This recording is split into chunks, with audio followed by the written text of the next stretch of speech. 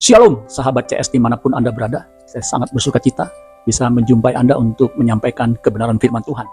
Kebenaran firman Tuhan pada kesempatan kali ini berjudul Pemimpin yang Istimewa. Pemimpin yang istimewa. Siapa yang dimaksud dengan pemimpin yang istimewa?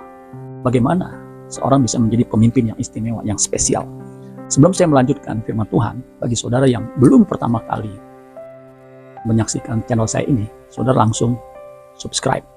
Bagi saudara yang diberkati, saudara bisa komen, like, kemudian share kepada siapapun yang Tuhan taruh dalam hati saudara untuk disampaikan. Pemimpin yang istimewa. Mazmur 78 ayat 70 sampai 72. Saya akan bacakan buat kita semua. Ayat 70, dipilihnya Daud, hambanya, diambilnya dia dari antara kandang-kandang kambing domba. Ayat 71, dari tempat domba-domba yang menyusui didatangkannya dia untuk, perhatikan, mengembalakan Yakub, umatnya, dan Israel miliknya. Ayat 72, ia mengembalakan mereka dengan ketulusan hatinya dan menuntun mereka dengan kecakapan tangannya. Jadi ada dua di situ.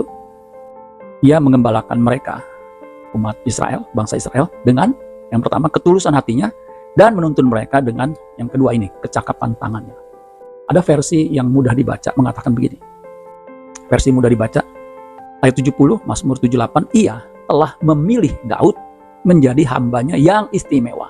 Nah, judul pemimpin yang istimewa ini diambil dari kata ini, kalimat ini. Ia telah memilih Daud menjadi hambanya yang istimewa. Ia mengambilnya dari kandang domba. Ia mengambilnya dari pengembalaan domba dan memberikan tugas kepadanya untuk menjaga keturunan Yakub, Israel, umat pilihannya. Ayat 72. Dan Daud memimpin mereka dengan hati yang bersih. Kalau terjemahan baru, dengan ketulusan hatinya, di sini dengan hati yang bersih, itu sinonim. Dan membimbing mereka dengan sangat bijaksana. Dengan sangat bijaksana. Kalau tadi dikatakan dengan kecakapan tangannya. Saudara, pemimpin itu dilahirkan atau dibentuk? Ya, tentu pemimpin itu lahir. Nggak mungkin dia tanpa dilahirkan. Dibentuk, iya saudara. Ya. Dibentuk melalui pengalaman, dibentuk melalui pembelajaran dan lain sebagainya. Pemimpin adalah pengaruh. Itu menurut John Maxwell, leadership is influence. Kepemimpinan itu pengaruh, nothing more, nothing less. Tidak lebih, tidak kurang, pengaruh. Nah, hampir semua orang, ya setiap orang bahkan itu mempunyai pengaruh, cuman levelnya berbeda-beda. Ya. Makanya saudara sekalian, untuk bisa mempengaruhi dengan baik, ya, dan lebih banyak lagi, kita mesti memperhatikan kualitas, ya, kualitas hidup kita, ya. Itu akan mempengaruhi juga pengaruh kita kepada orang lain. Ya. Nah, sebuah organisasi itu tergantung kepemimpinannya, tergantung pemimpinnya. Jatuh bangun sebuah organisasi, apapun dia, baik sebuah organisasi gereja, organisasi di perusahaan, atau bahkan negara, itu tergantung pemimpin, tergantung kepemimpinannya. Ya. Jadi, kepemimpinan itu penting untuk kita pelajari, saudara sekalian. Pentingnya mengapa leadership itu begitu penting, itu karena dia dasar untuk membangun sebuah tim.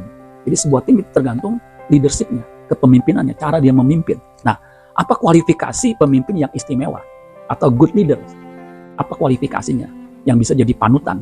Nah, dari ayat yang kita baca tadi, saya sudah singgung, saudara sekalian, ya, pemimpin itu harus punya dua unsur di situ. Yang pertama, harus tulus hatinya.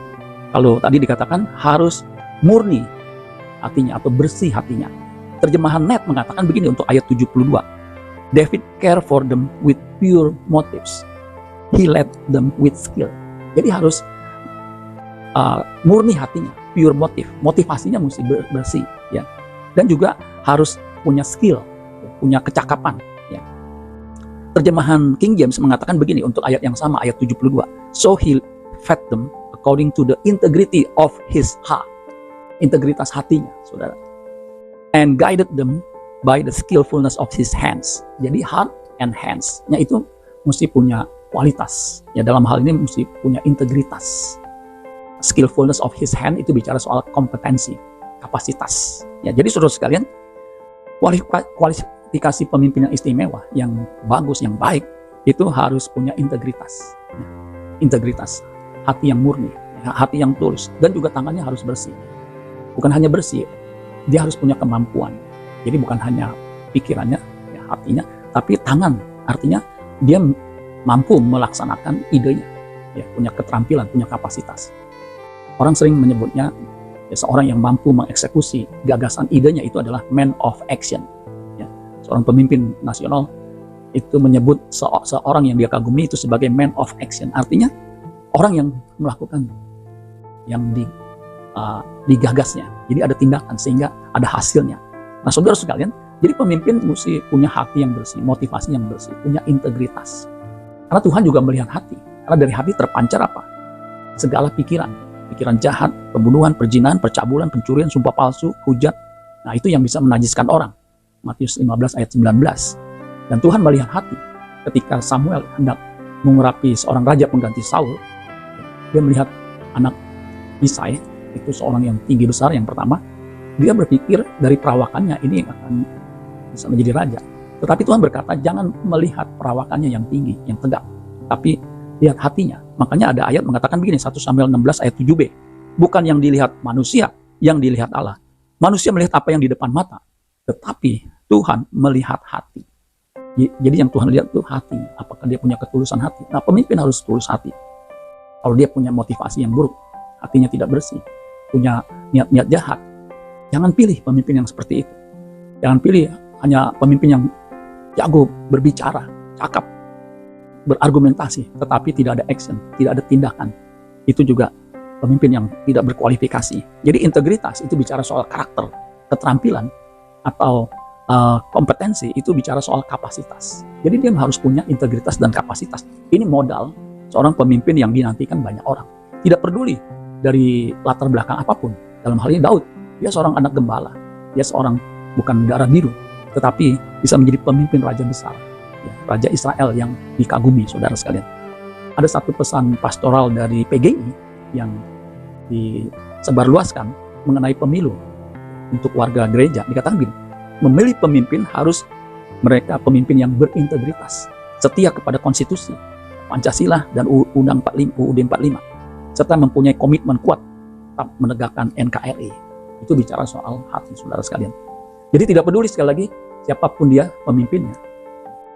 Saudara pilih yang punya integritas, yang punya kapasitas, ya, apapun latar belakangnya, apakah dia punya latar belakang akademis, latar belakang sebagai pengusaha, bahkan pelawak atau apapun. Sepanjang dia punya kualifikasi hati yang tulus, punya integritas dan kapasitas, dialah pemimpin yang didambakan banyak orang.